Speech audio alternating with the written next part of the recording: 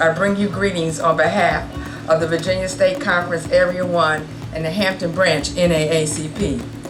This week is a historic week in our lifetime. Many people often shine the light on freedom, but not on its shadows. This week we'll reflect on its darkness that resulted in perseverance. We must remember that 400 years ago in 1619, that it was documented that Captain John Smith brought over on the ship of the White Lion, to Point Comfort, now Fort Monroe in Hampton, Virginia, 20 and odd enslaved Africans to English-speaking America. Now let that sink in a minute. 20 and odd Africans. Even then, Captain Smith didn't think it was worthy enough to accurately count the number of Africans on the ship. And here we are in Jamestown, where slave trade occurred. That sets the stage of what was to come: ownership, racism, and more. But the NAACP was born in 1909 after several centuries of racism. We know that in 1892, Virginia first lynching was documented, the death of 43-year-old Isaac Brandon in 1892, the father of 8 seized by a mob from Charles City County Courthouse and then hanged from a nearby tree. And that's not far from us. In the last 100 years, we have experienced many transitions, and the NAACP has been an integral part in the civil rights force in Virginia. Here are a few highlights. It was the NAACP Special Counsel Thurgood Marshall that championed the Morgan versus Virginia in 1946, a major case with the Supreme Court.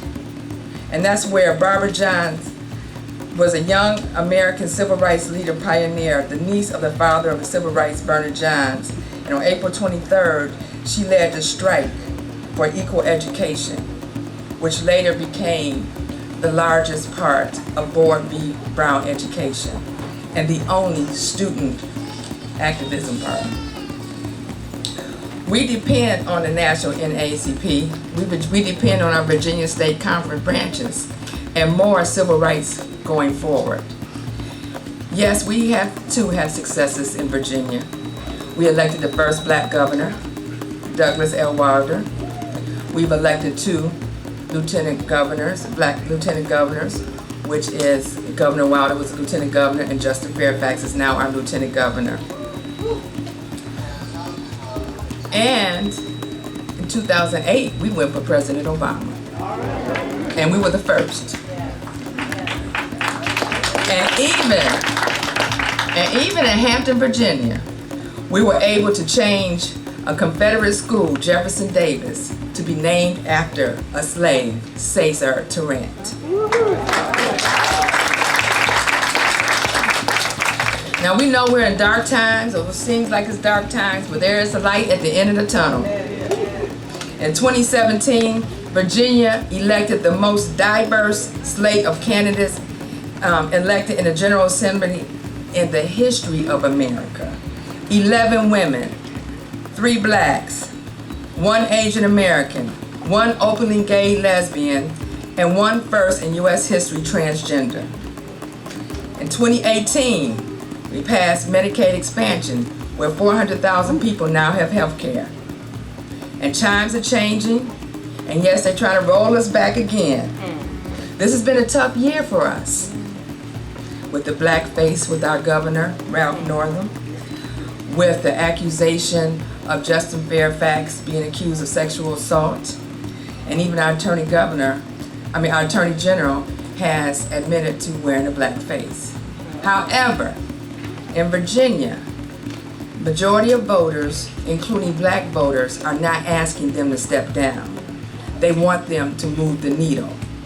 Our governor, Ralph Northam, has been going around the state listening to people, and he has put things in place to start moving the needle. Now, however, we got more to do. more work to do, and we have to make sure that our agenda is pushed forward. We have a racist, xenophobic president in the White House that is everything that we are against. And any legislator that's going to be against our civil rights, we will vote them out. Great. Any legislator that's against our health care, we will vote them out.